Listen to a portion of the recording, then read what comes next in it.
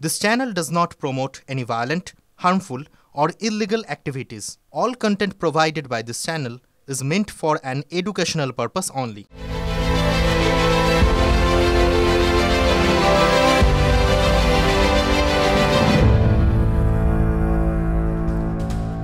আর এবার নজর রাখবো টপ 10 ব্রেকিং নিউজে। আজকের বড় খবর, বন্দিমন্ত্রী অপসারণ বিল নিয়ে সংঘাতে তৃণমূল। যৌথ সংসদীয় কমিটিতে প্রতিনিধি দিচ্ছে না তৃণমূল কংগ্রেস। যৌথ সংসদীয় কমিটি প্রহসন ছাড়া আর কিছুই নয় মত রাজ্যের শাসক দলের।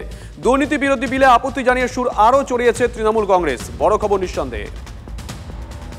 আজকে 2 নম্বর ব্রেকিং, আরজিকর আর্থিক দুর্নীতি মামলায় অ্যাকশনে সিবিআই। বহুদিন পর সিথিমোড়ে টিএমসি বিধায়ক সুদীপ্ত রায়ের ঠিকানায় সিবিআই। শ্রীরামপুরে বিধায়কের সিথিমোড়ের ঠিকানায় তল্লাশি। সুদীপ্ত রায়ের বাড়ি ও নার্সিংহোমে সিবিআই আধিকারিকরা। আজকে 3 নম্বর ব্রেকিং, মুম্বাইয়ে বাংলার পরিযায়ী শ্রমিক পরিবারকে হেনস্থা। পরিবার নিয়ে মন্দিরের ঠাঁই আশ্রয়হীন সাইফুলের। দাদরের মন্দিরে আশ্রয় পায় সাইফুলের পরিবার। মন্দিরে থাকার ব্যবস্থা করেন পুরোহিত। বাংলাদেশি তকমা দিয়ে পুলিশি জুলুমের অভিযোগ সিগনিফিকেন্ট। আজকে 4 নম্বর ব্রেকিং, এসএসসি পরীক্ষা দিন বদলের সম্ভাবনা নেই। সুপ্রিম কোর্ট পরীক্ষা পিছানোর মৌখিক নির্দেশ দিয়েছিল। বর্তমান পরিস্থিতিতে তা সম্ভব নয়, এমনটাই মনে করছে নবান্ন। 5 নম্বর ব্রেকিং, জয়েন্টের ফল প্রকাশের দেরি। ভিন রাজ্যে পারি কৃতীদের। প্রথম 10 জনই কেন্দ্রীয় শিক্ষা প্রতিষ্ঠানে। সর্বভারতীয় প্রবেশিকা পরীক্ষা দিয়ে বাইরে অনেকেই, কেউ বোম্বে আইআইটিতে, কেউ আইআইএসসি বেঙ্গালুরুতে। 6 নম্বর ব্রেকিং, প্রকাশ্যে মদ খাওয়ার প্রতিবাদ করে আক্রান্ত শিক্ষক। বেলঘরিয়ার নন্দননগরে শিক্ষককে বেধড়ক মার। কামারহাটি পুরসভার 31 নম্বর ওয়ার্ডের ঘটনা। গ্রেপ্তার অভিযুক্ত তরুণী, চিহ্নিত আরো 3 জন হামলাকারী। বড় খবর আজকের। 7 নম্বর ব্রেকিং, মেলার মাঠে প্রাণঘাতী হামলা। কড়াই ভর্তি ফুটন্ত তেল পাপড় বিক্রেতার মাথায় ঢেলে দিলেন ক্রেতা। ভেবে দেখুন একবার।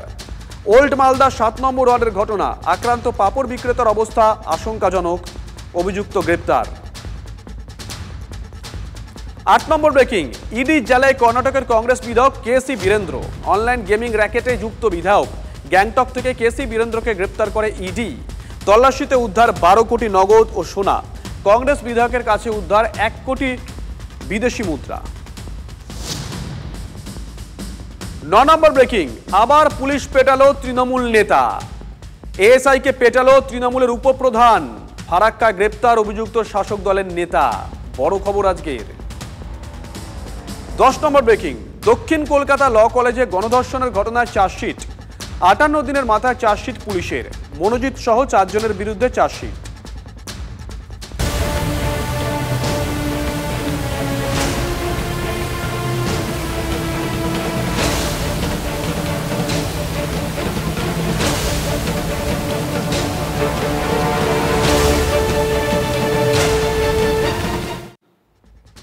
হিমালয়ের কোলে সত্যি সংকট। এই ছবিগুলো এক কথায় ভয়াবহ, আঁতকে ওঠার মতো। খুব ভালো লাগতো যদি বলতে পারতাম যে এগুলো আসল ছবি নয়, কিন্তু তা তো আমি বলতে পারছি না। এই রকম বিপর্যয়ের মুখে কাউকে পড়তে হয়নি, এটাও বলতে পারছি না। এটা যদি বলি তাহলে মিথ্যে হবে, কারণ এগুলোই এই মুহূর্তের বাস্তব। দেশের নানা প্রান্তে এক্ষুনি আপনাদের যে ছবিগুলো দেখালাম, সেটা হিমাচল প্রদেশের। ভারী থেকে অতি ভারী বৃষ্টিতে বিপর্যস্ত এই রাজ্য। কোথাও ধস নেমেছে, কোথাও আবার হড়পা, সব ধুয়ে মুছে সাফ। জীবন চলছে ঠিকই, কিন্তু যুদ্ধটা আরও কঠিন হয়ে যাচ্ছে প্রত্যেক দিন। আজকে ঠোঁটকাটা স্পেশালের শুরুতে আমি শুধু যুদ্ধের কথা বলবো না, বলবো এক যুদ্ধ জয়ের কথা, এক জয়ীর কথা। দেখাবো এমন একজনকে যিনি দেখিয়ে দিয়েছেন দায়িত্ব পালন করতে কতদূর যাওয়া সম্ভব।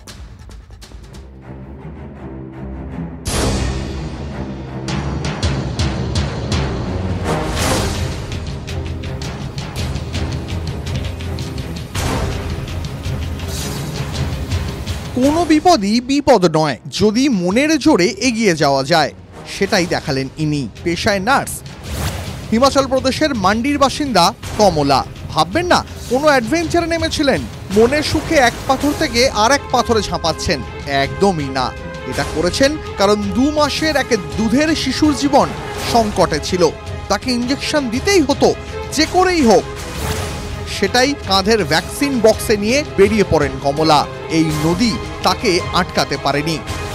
টানা বৃষ্টিতে ভেসে গেছে সেতু, ফুটব্রিজ, তাও প্রাণের পরোয়া করেননি। এই পরিস্থিতিতে হয়তো অনেকেই পিছিয়ে আসতেন, সেটা স্বাভাবিক। পা হড়কে একবার নদীতে পড়লেই তো সব শেষ, বেঁচে ফেরা যেত। কিন্তু এই সব ভেবেচিন্তেও এই পথেই পা বাড়ান এই নার্স। নিজের দায়িত্ব থেকে এক চুল পিছিয়ে আসেননি। জীবনের ঝুঁকি নিয়ে লাফিয়ে লাফিয়ে খরস্রোতা উত্তাল নদী পার হন। এপারে দাঁড়ানো তারই এক সঙ্গী ভিডিওটা তুলেছিলেন। সাহস কাকে বলে সেটাই ক্যামেরাবন্দি করেন। অন্যের জন্য জীবন বাজি কি আর সবাই রাখতে পারে? এখানেই তো অনন্যা, কমলা, কুর্নিশ তাকে। বিপর্যয় এবং দুর্যোগ কিছুতেই থামছে না, পিছু ছাড়ছে না, তাই বারবার এই ছবিগুলো দেখাতেই হচ্ছে। বিপদ বিপর্যয়ের কথা যখন হচ্ছে, একটা নাম উঠবেই উত্তরাখণ্ড। গোটা দেশ কিন্তু এখন এই উত্তরাখণ্ড নিয়ে আশঙ্কায়। শুধু সুপ্রিম কোর্টের বিচারপতিরা নন, গোটা দেশ আশঙ্কায়। থাকবে তো উত্তরাখণ্ড? স্বর্গের মতো সুন্দর উত্তরাখণ্ড একদিন সত্যি থাকবে তো? আজকাল এই জায়গাটার কথা শুনলেই মনে একটা আশঙ্কার মেঘ দানা বাঁধে। আবার বুঝি কিছু একটা হয়ে গেল, এবং সেটা যে অমূলক নয়, এবার সেটা আবার প্রমাণিত। মেঘ ভাঙা বৃষ্টি, হড়পাবান প্রায় রোজ চলছে। কখন কি যে হয়ে যায় ঠিক নেই উত্তরাখণ্ডে। কয়েকদিন আগেই উত্তরকাশীর ধারালি ডুবেছিল জল, কাদা, পাথরের স্রোতে কত মানুষ মারা গিয়েছিলেন। এবার থারালি, সেখানেও মহা বিপদ। চামোলি জেলার থারালিতে কাদা স্রোতে ভেসে গেছে কত বাড়ি, কত দোকানঘর, এমনকি মহকুমা শাসকের বাড়িটাও আর আস্ত নেই। অগুন্তি বাড়ি ভেঙে পড়েছে, ধ্বংসস্তূপের ভিতরে অনেকে আটকে। এখনও অনেকের খোঁজ নেই। এটা স্পষ্ট যে বিপদ কাটেনি। কেউ কিছু বুঝে ওঠার আগেই সব শেষ। পরপর বাড়িগুলি কাদার স্রোতের তলায় চলে যাচ্ছে। ভয়াবহ ধসে নিশ্চিহ্ন রাস্তাঘাট, উত্তরাখণ্ডের কথা বলছি। যোগাযোগ বিচ্ছিন্ন বহু জায়গায়, প্রায় ধ্বংসস্তূপে পরিণত হয়েছে থারালি। ক্ষয়ক্ষতির কোনো সীমা পরিসীমা নেই। যুদ্ধকালীন তৎপরতায় উদ্ধার কাজে ব্যস্ত রয়েছে এনডিআরএফ, এসডিআরএফ, পুলিশ। প্রশাসন ব্যস্ত মানুষজনকে উদ্ধারে, কিন্তু সেই কাজ অত্যন্ত দুরূহ। প্রকৃতি যে তাণ্ডব লীলা বলুন, ধ্বংসলীলা বলুন শুরু করেছে, তাতে দাঁড়ি পড়ার কোনো লক্ষণ আপাতত নেই। প্রায় 3 সপ্তাহ, তার মধ্যেই আবার বিপর্যয়ে ধ্বস্ত দেবভূমি। 3 সপ্তাহ আগে ঘটেছিল সেই ঘটনা, আবার ঘটল। ব্যবধানটা মাত্র 3 সপ্তাহের। গত 5ই আগস্ট উত্তরাখণ্ডের উত্তরকাশী জেলার হার্সিল উপত্যকায় প্রবল গতিতে নেমে এসেছিল হড়পাবান। মাত্র 30 সেকেন্ডে ধরালি এলাকাটা ধুয়ে মুছে সাফ হয়ে গিয়েছিল। ধ্বংসস্তূপের নিচে চলে যায় না জানি কত বাড়ি, হোটেল, গাড়ি ঘোড়া, সেতু, রাস্তাঘাট, কত পশু, কত প্রাণ। কিচ্ছু বাঁচেনি। প্রাণ গেছে বহু মানুষেরও। সেনাবাহিনী অক্লান্ত চেষ্টায় অনেককে উদ্ধার করে সাক্ষাৎ মৃত্যুর মুখ থেকে ফিরিয়ে এনেছিল। কিন্তু আবার সেই এক ছবি, আবার বলছি, মাত্র 3 সপ্তাহের ব্যবধান। জায়গাটার নামটা জাস্ট পাল্টে গেছে, ধারালি, এবার সেটা থারালি। মৃত্যুর থাবা, আবার সাক্ষাৎ মৃত্যু। এটা সত্যি যে এবারের বর্ষা শুরু থেকেই কেমন যেন ভয়ঙ্কর। চারদিকে শুধু বৃষ্টি আর বৃষ্টি। সমতলেও তো তাই হচ্ছে। সমতলে বিপর্যয় কম, তার কারণ এখানে ঢাল নেই বলে। ঢাল থাকলে বিপর্যয় হতো। পাহাড়ি এলাকা হলে তো কথাই নেই, বিপদ আরও বেশি। আর উত্তরাখণ্ডের যে অবস্থা, তাতে বিপদ এখন সমস্ত মাত্রা ছাড়িয়ে গেছে, এটা বললে একটুও অত্যুক্তি হবে না। थराली में रात में अतिवृष्टि से जो है थराली शहर हो गया, तहसील परिसर हो गया, सागवाड़ा गांव हो गया, चेपड़ हो गया, आसपास के इलाकों में काफ़ी अतिवृष्टि हुई, काफ़ी जो नुकसान हुआ है। एसडीआरएफ टीम थी, डीडीआरएफ की हमारी टीम थी, वो मुफ्त कर दिया था, क्योंकि रास्ता के लिए ब्लॉक हो गया है और इसलिए जो है बहुत दिक्कत हो रही है लोगों को। बाकी तहसील के स्टाफ जो है, प्रशासन जो है वहाँ लगा हुआ है राहत कार्य में। এই উত্তরাখণ্ড এবং হিমাচল প্রদেশ, পার্টিকুলারলি এই দুটো রাজ্যে পরিস্থিতি কেমন দাঁড়িয়েছে জানেন? এই মুহূর্তে আমরা বলি না কথায় কথায়, থোড় বড়ি খাড়া আর খাড়া বড়ি থোড়। ভাঙছে, সারানো হচ্ছে, আবার ভাঙছে। কিছু কিছু জিনিস সারানোও যাচ্ছে না, মানুষের হাতের বাইরে। বিপর্যয় হচ্ছে, সামাল দেওয়ার চেষ্টা হচ্ছে, প্রকৃতি আবার আঘাত এনে দিচ্ছে। এই যে বারবার বিপর্যয় হচ্ছে, তাতেই সব ধ্বংস হয়ে যাচ্ছে। গোটা উত্তরাখণ্ড জুড়ে কার্যত এক অবস্থা। এর থেকে বেরিয়ে আসার কোনো পথ নিস্তার প্রকৃতি এখন দিচ্ছে না। এত ঘন ঘন ধস, রাস্তা ধুয়ে যাওয়া, হড়পাবান, মেঘভাঙা বৃষ্টি, এত কি আগে দেখা যেত? দেখুন আগেও হয়েছে, কিন্তু 20-22-30 বছর আগে কি এত হতো? এত ভয়ঙ্কর ছিল ছবিগুলো? এবছরের কথাই ধরুন, একের পর এক বিপর্যয় হয়ে চলেছে। কোথায় গিয়ে থামবে আমরা কেউ জানি না। জানা গেছে এখন একটাই জিনিস, ভয়, এবং প্রত্যেক পদে ভয়। যে পাহাড়ি রাস্তাগুলো ধরে এতদিন দিব্যি যাতায়াত করা যেত, সেগুলোই এখন অতীত। কত জায়গা মুছে গেছে, গুণে শেষ করা যাবে না। পাহাড় মানেই এখন বিপদ। পাহাড় আতঙ্কের আরেক নাম হয়ে উঠেছে। বর্ষাকালে এমনিতেই ভয় থাকে, কিন্তু তা বলে এই দশা হবে?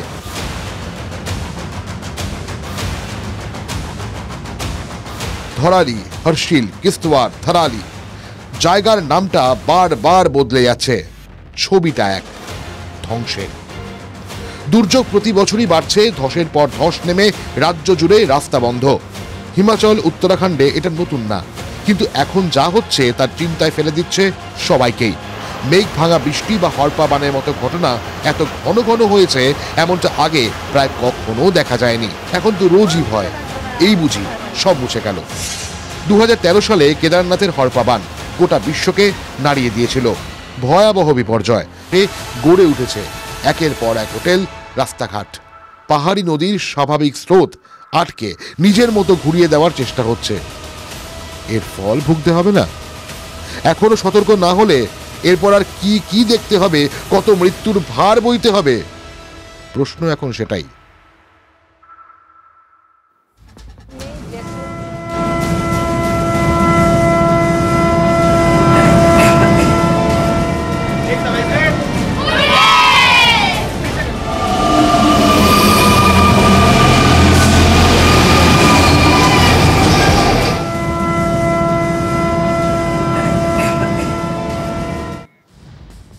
তীব্র উচ্ছ্বাসেও কি উদ্বেগ চেপে রাখা সম্ভব?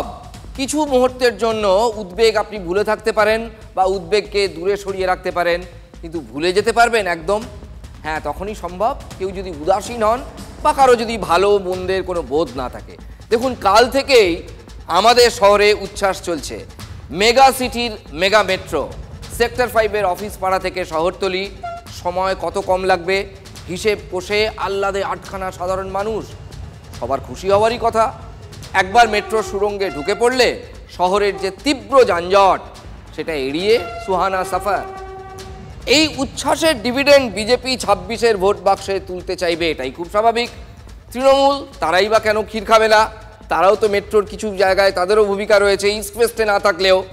ফলে তারাও দাবি করে বসেছিল কালকে, মুখ্যমন্ত্রী নিজেই কালকে নস্টালজিক হয়ে পড়েছিলেন যে শহরের নানা প্রান্তে এবং শহরতলি পর্যন্ত মেট্রো রুট ছড়িয়ে দেওয়ার যে কৃতিত্ব, তা আসলে আমার, এটাই তিনি বলতে চেয়েছিলেন। ক্ষীরের ভাগ কেউ ছাড়ে না। কৃতিত্ব নিয়ে নস্টালজিয়া কাটিয়ে উঠতে পারেননি যেমন মুখ্যমন্ত্রী। নরেন্দ্র মোদী যখন মেট্রোয় সফর করছেন, টাইম মেশিনে চেপে বসেছিলেন মমতা বন্দ্যোপাধ্যায়। পিছিয়ে গিয়েছিলেন বহু বছর আগে, যখন তিনি রেলমন্ত্রী ছিলেন সেই সময়। বামেরাও কৃতিত্বের ভাগ ছাড়তে নারাজ। কাল থেকেই এই কৃতিত্বের টানাপড়েন চলছে, উচ্ছ্বাসের ভাগিদার সবাই, এমনকি রেল বোর্ডও। কিন্তু নতুন নিয়ে এই উচ্ছ্বাসের মধ্যেই পুরনো নিয়ে অস্বস্তি কিছুতেই দূর হচ্ছে না। কেন? ভূগর্ভে বিপদের আশঙ্কা। টালিগঞ্জ থেকে দমদম করিডর, সুড়ঙ্গ পথে ঝুঁকি, সেই উৎকণ্ঠায় রেল বোর্ডের চেয়ারম্যানকে কালকে বাধ্য করেছে উচ্চ পর্যায়ের বৈঠক করতে। প্রধানমন্ত্রী যখন সভা করছেন, রেল বোর্ডের চেয়ারম্যান সতীশ কুমার তখন এই ব্যাপারটা নিয়ে জরুরি বৈঠক সেরেছেন। I was already having a meeting with my officers here on the issues relating to the maintenance part of it, and we are really aware about it, and we have made a complete plan of it. I'm sure that the team will repair, and wherever such issues come up, we'll really do that.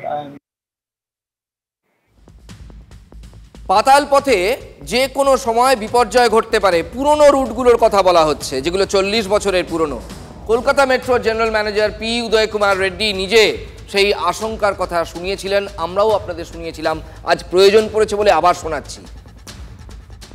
पूरी tunnel जो है, मैंने पहले बहुत बार भी बताया हूँ कि 40 साल पुरानी हो गई है, इसकी रिहैबिलिटेशन की जरूरत है। पूरी टनल जो है 40 साल पुरानी हो गई है, इसकी रिहैबिलिटेशन की जरूरत है।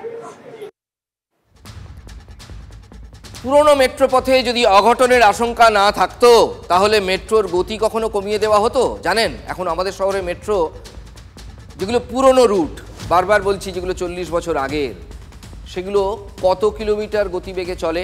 দমদম থেকে টালিগঞ্জ ঘন্টায় সর্বোচ্চ কত বলুন তো এখন মেট্রোর গতিবেগ? এটাই একটা স্ট্যান্ডার্ড টাইম বেঁধে দেওয়া হয়েছে, স্ট্যান্ডার্ড গতি ভেলোসিটি বেঁধে দেওয়া হয়েছে 55 কিলোমিটার। এখানে রেকের গতি হওয়ার কথা 80 কিলোমিটার। নতুনের ক্ষেত্রে অন্তত তাই হবে, এটা আশা করা যায়, কিন্তু পুরনোতে এখন কিন্তু 55 কিলোমিটারের বেশি লোকো পাইলট তুলতে পারবেন না গতি, মেট্রো পাইলট। অঙ্কের পাতি হিসেবে 25 কিলোমিটার গতি এখন কমানোর দরকার পড়েছে। কেন? পরিস্থিতি বেগতিক বলেই। যত গতিতে ছুটবে তত ভাইব্রেশন বাড়বে। মেট্রো কর্তৃপক্ষের থরহরি কম্প এখন এর দুটো কারণ হতে পারে। এক, কম্পনে সুড়ঙ্গের আরও ক্ষতি হতে পারে। দ্বিতীয় কারণটা যেটা হতে পারে যে মেট্রো ট্র্যাক, মানে আমি বারবার ওল্ড রুটের কথা বলছি, যেগুলো 40 বছর আগে 84 সালে শুরু হয়েছিল যে রুটগুলো, সেখানে 80 কিলোমিটার গতিবেগে গাড়ি ছোটানোর মতো অবস্থা এখন নেই। এমন হতেই পারে।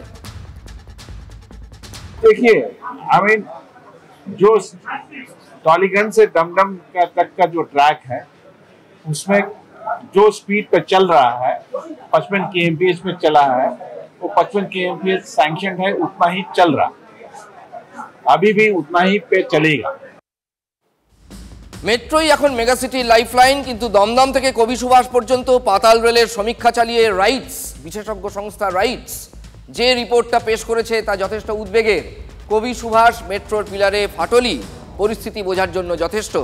আর পাতাল পথে জল দেখছেন এক রিপোর্টে রেল বোর্ডের চেয়ারম্যানকে বাধ্য করেছে উচ্চ পর্যায়ের বৈঠক করতে। সুড়ঙ্গে জল ঢুকে পড়ছে। দিনের পর দিন যদি এটা হয় ট্র্যাকে, তাহলে থার্ড লাইনের ক্ষতি হতে পারে, এবং একই সঙ্গে কোথায় যে ফাঁক ফোকরে জল ঢুকে আলগা করে দেবে মাটি, সেটাও তো হতে পারে। এই পরিস্থিতি তৈরি হলো কেন বলুন তো? মেট্রোর এত সম্প্রসারণ হচ্ছে, বিস্তার হয়েছে, তাহলে কি নতুনকে দেখতে গিয়ে পুরনোর দিকে আর তাকায়নি মেট্রো কর্তৃপক্ষ? যে রক্ষণাবেক্ষণ দরকার ছিল সেটা কি আদৌ হয়েছে? কলকাতা মেট্রো কর্তৃপক্ষ যদি প্রথম থেকেই নজর দিত, তাহলে এই আশঙ্কায় আজকে হয়তো এতটা ভুগতে হতো না। कि कवि सुभाष का डिजास्टर नहीं कहेंगे, ये हम लोग इसको करीबन 2014 से जो है ये प्रॉब्लम है, सबको पता है।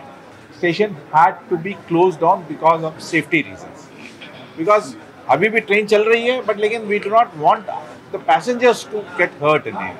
4 দশক ধরে মেট্রো যখন কলকাতার বুকে চলেছে, কখনো এলিভেটেড ওয়েতে চলেছে, কখনো আন্ডারগ্রাউন্ড মেট্রো টানেলের মধ্যে দিয়ে গেছে, কিন্তু এই প্রত্যেকটা ক্ষেত্রেই অপারেশনের সাথে মেনটেন্যান্সের আসপেক্টটা খুব ইম্পর্টেন্ট, কিন্তু সেটা বহু ক্ষেত্রেই ডাইলুটেড হয়েছে।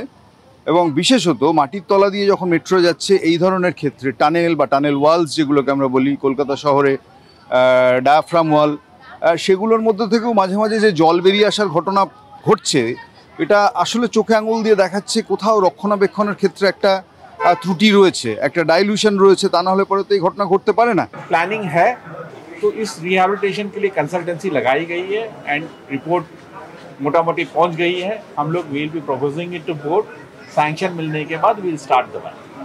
যে কোনো পরিকাঠামো, সেটা কনক্রিটের তৈরি হোক, স্টিলের তৈরি হোক, সেই পরিকাঠামোর একটা সার্ভিস লাইফ আছে। ফলে যত দিন যায় আস্তে আস্তে সেই সার্ভিস লাইফ ক্ষয়তে থাকে। ফলে এই ক্ষয়ে যাওয়া সার্ভিস লাইফে পরিকাঠামোর ক্ষেত্রে যে ধরনের ডিস্ট্রেস, ড্যামেজ সেটা হয়, তার একটা আগাম অনুমান করা দরকার। কি বলবো, জনসুরক্ষার তাগিদে বিশেষত কলকাতা এখন একটা গণপরিবহন ব্যবস্থা লাইফলাইন কলকাতা শহরে মেট্রো। ফলে এখানে দাঁড়িয়ে যদি যাত্রী সুরক্ষার কথা ভাবতে হয়, তাহলে এই পরিকাঠামো সুরক্ষাটাকে প্রথম এনশিওর করতে হবে। And whatever point you are raising here, and we are also aware, there are only very few issues in that. They are not major issues. Let me just first of all assets require maintenance, and so more so that's why we are also maintaining it well. It's not that so sometime issues come up, we really maintain it.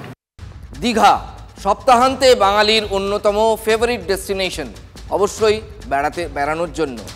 অনেকে সপ্তাহের মাঝেও যান, কিন্তু এখন নতুন আকর্ষণ হচ্ছে জগন্নাথ মন্দির।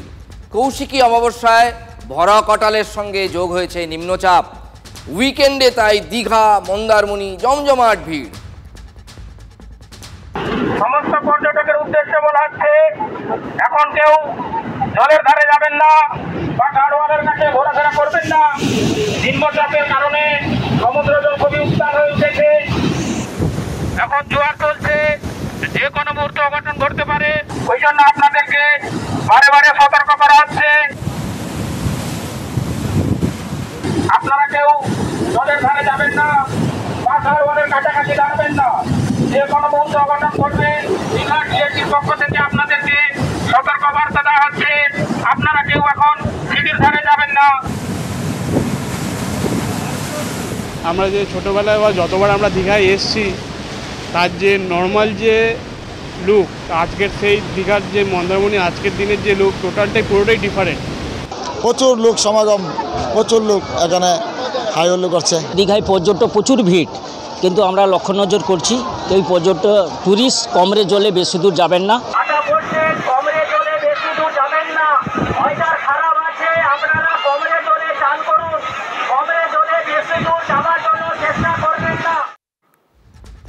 কিন্তু এই দীঘাতেই কারো পৌষ মাস, কারো সর্বনাশ। শুধু সমুদ্রের জলোচ্ছ্বাস দেখাবো বলে এই কাহিনী আপনাদের শোনাচ্ছি না। কাহিনীর পেছনে কাহিনী আছে। এই উচ্ছ্বাস, এই জলোচ্ছ্বাসের পেছনে কিন্তু উদ্বেগ আছে। গত বুধবার রাতে এই দীঘাতেই 3টি হোটেলে তালা ঝুলিয়ে দিয়ে পর্যটকদের বের করে দেয় কারা? দীঘা শঙ্করপুর উন্নয়ন পর্ষদ। তাদের সঙ্গে ছিল পুলিশও। না, ওটা ঠিক মোটেই ঠিক করেনি। রাত্রিবেলা পর্যটকরা যাবে কোথায়? বার করে দিলে এটা খুব ঠিক করেনি, একদমই একদম মানে ওটা মোটেই ঠিক হয়নি। এরা পর্যটক বেড়াতে গিয়েছিলেন। এই ঘটনাটা যিনি শুনছেন তিনিই বলছেন ঠিক কাজ করেনি দীঘা শঙ্করপুর উন্নয়ন পর্ষদ। একই কথা বলেছেন পূর্ব মেদিনীপুরের ডিএম মানে জেলা শাসক পূর্ণেন্দু মাঝি। কিন্তু মজার ব্যাপারটা কি জানেন? ডিএম সাহেব নিজেই দীঘা শঙ্করপুর উন্নয়ন পর্ষদের চেয়ারম্যান। তিনি কি বলছেন? তিনি বলছেন খুব ভুল হয়ে গেছে, এটা রাতে পর্যটকদের এভাবে বের করে দেওয়াটা মোটেই উচিত হয়নি। আচ্ছা, এছাড়া ডিএম সাহেব আর কি বলবেন বলুন তো? পুরো বিষয়টি আমার অজান্তে হয়েছে। মানে ডিএম সাহেব নিজেকে এই ব্যাপারটা থেকে ডিসঅ্যাসোসিয়েট করেছেন, নিজেকে দূরে সরিয়ে নিয়েছেন। ভুল হয়েছে, কিন্তু আমি জানতাম না। খতিয়ে দেখে ব্যবস্থা নেওয়া হবে। আসলে পুরোটাই উদোর পিণ্ডি বুধোর ঘাড়ে। দীঘার হোটেলগুলোর কাছ থেকে ট্যুরিস্ট ট্যাক্স মানে পর্যটন বাবদ যে ট্যাক্স নিতে হয় হোটেলিয়ার্স অ্যাসোসিয়েশন বা হোটেলগুলোর কাছ থেকে, সেটা উন্নয়ন পর্ষদ দীঘা শঙ্করপুর উন্নয়ন পর্ষদ নেয় এবং নেওয়ার কথা, সেটাই স্বাভাবিক। কিন্তু ঘটনা হচ্ছে 2023 সাল থেকে বহু হোটেলের ট্যুরিস্ট ট্যাক্স বাকি আছে। এইটারই কি জের গিয়ে পড়ছে পর্যটকদের ঘাড়ে। আচ্ছা, পর্যটক কি করে জানবে সেই হোটেল ট্যাক্স দিয়েছে কি দেয়নি? পর্যটক কেন ভুগবে বলুন তো? এত দীঘা দীঘা করে আমাদের সরকার লাফায়, বকেয়া মেটাতে পর্ষদ বারবার বলেও কোনো সুরাহা হয়নি। হোটেলগুলো বন্ধের নির্দেশ মানা হয়নি, মানে যারা যারা ট্যাক্স বাকি রেখেছে দীঘা শঙ্করপুর উন্নয়ন পর্ষদ তাদেরকে নোটিশ ধরিয়েছিল যে বন্ধ করে দাও, তারা সেটা মানেনি। তারপর বুধবার রাতে পুলিশ নিয়ে অভিযান, পর্ষদের কর্তারা সেখানে যান, কর্মীরা যান, পুলিশ যায়, হোটেলে তালা দিয়ে বের করে দেওয়া হয় পর্যটকদের।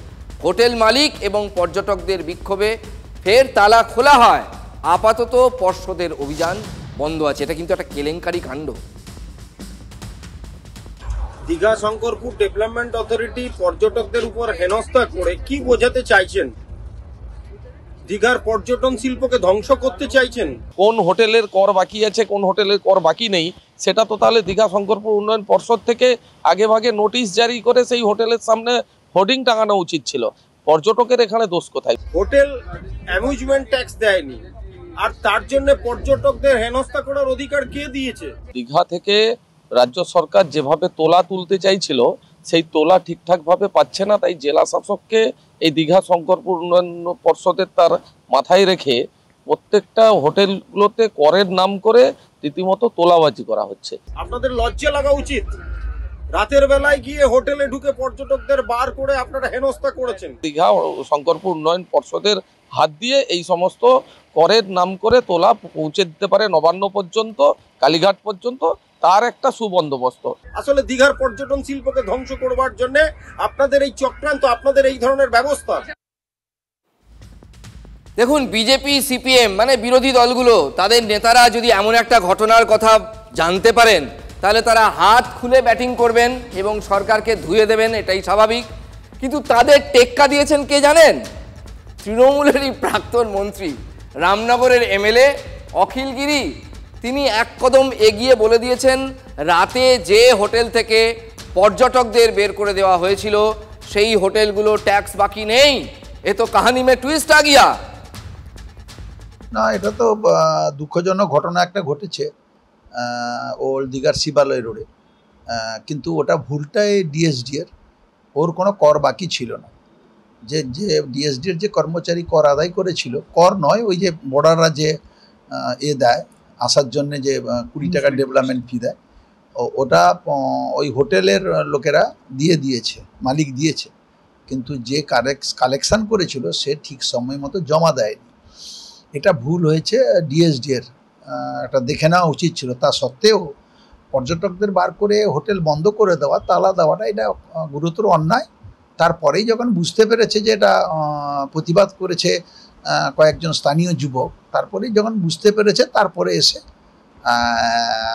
ওই ডিএসডি এর পদস্থ কর্মচারী এসে তালা খুলে দিয়েছে। পর্যটকদের বার করে দিয়ে তালা বন্ধ করে দেওয়া, এটা একটা খারাপ মেসেজ যাবে পর্যটকদের ক্ষেত্রে। দীঘারও আমাদের মান সম্মান যাবে। এক্ষেত্রে ডিএসডি এর সাবধানতা অবলম্বন করা দরকার। এটা আমরা জানিয়েছি, উপরের পদস্থ আমাদের যারা নেতৃত্ব আছে তা জানিয়েছি, প্রশাসনিক লেভেলে জানানো হয়েছে। নিশ্চিতভাবে তারা কিছু ব্যবস্থা নিশ্চিতভাবে আশা করি গ্রহণ করবে।